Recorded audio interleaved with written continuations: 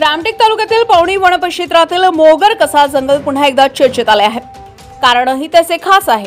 पर्यटकांना पुन्हा एकदा दुर्मिळ काळ्या बिबट्यांचे दर्शन झाले। 25 मार्च रोजी सायंकाळच्या सफारी दरम्यान एका पर्यटकाच्या कॅमेऱ्यात हा मायावी शिकारी कैद झालाय। व्हिडिओ सोशल मीडियावर सध्या टाकताच तो तुफान व्हायरल झालाय।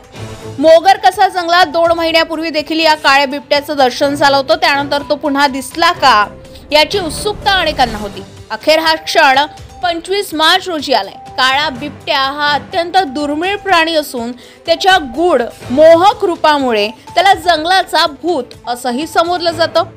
बालप्राणी प्रसिद्ध बघिरा या पात्राशी त्याची तुलना केली जाते। 16 चौरस किलोमीटर मध्ये पसरलेल्या या मिश्र जंगलात वाघ, बिबटे, अस्वल, हरण, सांबर, जंगली कुत्रे यांसारखे वन्य प्राणी सहज आढळतात। येथील निसर्ग संपदा आणि वन्यजीव यामुळे जंगल सफारीचा अनुभव अविस्मरणीय ठरतोय। वन विभागाने येथे इको टुरिझम कॉम्प्लेक्स विकसित करण्याचं काम हाती घेतलंय। सालई ते बावनथडी या 30 किलोमीटरच्या जंगल सफारी मार्गाचं नियोजनही अंतिम टप्प्यात आहे। यामुळे पर्यटकांचा ओढ आणखीन वाढण्याची शक्यता आहे।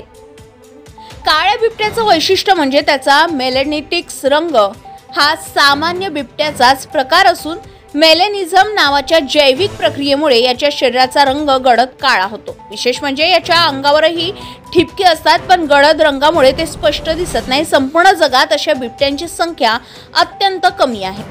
त्यामुळे जर तुम्हाला जंगल सफारीत काळा बिबट्या दिसला तर समजून घ्या तुम्ही लाखोंमध्ये एक आहात। काळ्या बिबट्या दिसल्यानं पर्यटकांमध्ये प्रचंड उत्साह आहे। सफारी बुकिंगसाठी आतापासूनच मोठी मागणी वाढली आहे। जंगलातील हा गूढ आणि दुर्मिळ शिकारी पाहण्यासाठी वन्यजीव प्रेमींनी मोगर कसाकडे मोर्चा वळवलाय। गजा महाराष्ट्र 24 न्यूज करिता पंकज चौधरी, रामटेक, नागपूर।